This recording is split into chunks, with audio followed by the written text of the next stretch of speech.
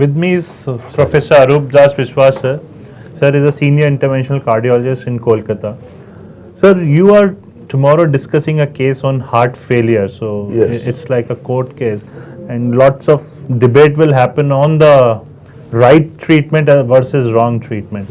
So for our audience, can you please share us what will be the basic protocol in management of chronic heart failure patients? Actually, chronic heart failure may be of two types. One with reduced ejection fraction, another is with preserved ejection fraction. Now the ESC this year has brought another classification, that is mid-range heart failure, mid-range ejection fraction. So that also towards the reduced ejection fraction group, the line of management is same and similar as case of reduced ejection rate, this mid-range. In all of them, the primary idea is to decongest the patient by diuretic, and in the reduced ejection fraction group as well as in the preserved ejection fraction group, the people use AC inhibitor and beta blocker. Now the difference between the use in this either group of the AC inhibitor and the beta blocker is that in the reduced ejection phase group we start to use as a low dose and gradually build up the dose, Right. because they are usually prone to develop hypotension and go into congestion once more. But in the preserved ejection fraction group, we don't use have this titrating. We can use the higher dose from the very beginning, provided the pulse rate, blood pressure, etc. permit. And of course, there is no contraindication to either of the drug from other point.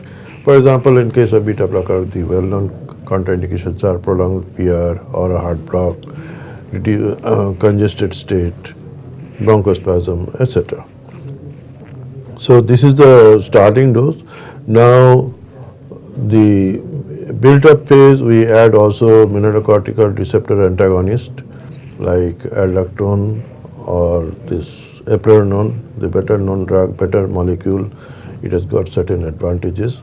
But those who cannot afford, we can stick on to aldactone. Of course, if they develop problem like gynecomastia, then we'll have to switch over to eplerenone once more.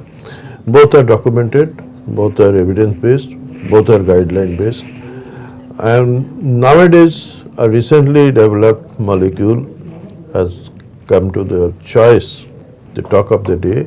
They are known as sacubitril/valsartan combination, or in short ARNI, ARNI, that is angiotensin receptor blocker plus neprilysin inhibitor combined. Now, if this ARNI is used, then AC inhibitor should be replaced by ARNI, and there should be a washout period between the AC inhibitor use and the ARNI use. Of course, ARNI is costlier. Now, if this drug can be affordable by the patient, then we can switch over from AC inhibitor to So what ARNI. is the benefit which ARNI offers over the ACE inhibitor therapy? Which In trial like paradigm heart failure, it has shown all the benefits. One is elevation of class, that is relief of symptom. Another is also mortality benefit. mortality benefit. Mortality benefit, morbidity benefit, both are there. So now as a first line therapy we should use ARNI, or when patients are not responding to ACE inhibitor. So how do you place ARNI in the current management of heart failure, sir? Yes. As per guideline, of course, they belong to the Western country. The ARNI may be the first line of drug rather than the AC inhibitor. But in our country, I think we have to go by moderation. Who are not responding well to that much to AC inhibitor, or who can afford ARNI from the very beginning, we can start with ARNI. So if the patient can afford, ARNI could be started as a first line. Yes. Otherwise, if patient is not getting control Of on course, ACE one should not inhibitor, forget beta blocker. beta blocker and statin, I think They will remain. Of course, one note of caution regarding statin. Statin is not a recommended drug for heart failure. It has got no effect on heart failure. But if it is otherwise indicated, for example, dyslipidemia or atherosclerosis or established coronary artery disease, they can be continued. So there is no contraindication in using statin, but for management of heart failure, statin per se do not have a specific role. So the message is that start with the ACE inhibitor therapy, and if patient is getting benefited, you can continue? Actually, today's concept has gone over from symptom to pre-symptom level. Okay. That is staging of the heart failure. Okay. Stage A, B, C, D. A means presence of risk factor before any structural or functional problem has occurred, or not to speak about any symptom. Yes. So that means problem in the family, having hypertension, having diabetes. So these risk factors means he is in the stage A. He should be started right from the very beginning by risk factor management. That may include beta blocker, that may include ACE inhibitor, that may include aspirin, etc. True. So what is the key message you want to give to physicians or cardiologists in management of heart failure? What are the do's and what are the don'ts for heart failure management? One is attempt as many as drug combination is practicable, but do look after the pulse rate, blood pressure, etc. Regarding pulse rate, you can try with beta blocker. If adequate pulse rate is not obtained by beta blocker alone, you can add a drug like this ivabradine. That is also guideline recommended drug.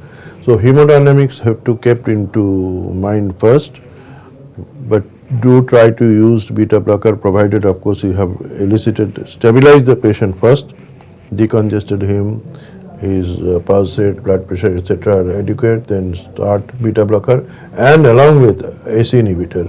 There is no evidence base that starting this or starting that earlier gives any benefit. Either of you can start first, but the combination is good. That is the AHA-ACC recommendation.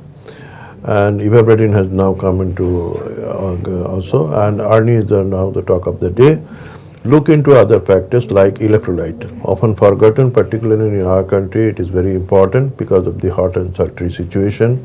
Particularly in the elderly, they are prone to develop electrolytemia.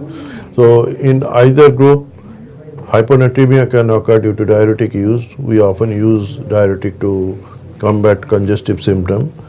And hypokalemia or hyperkalemia, that can occur with different drug. With diuretic, there is chances of hypokalemia, whereas with ACE inhibitor, ARB, and sacubitril, there is chances of hyperkalemia.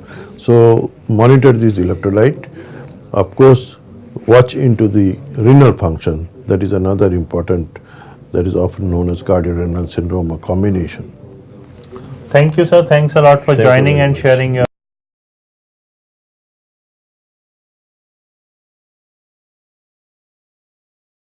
Now the ESC this year has brought another classification, that is mid-range heart failure, mid-range ejection fraction. So that also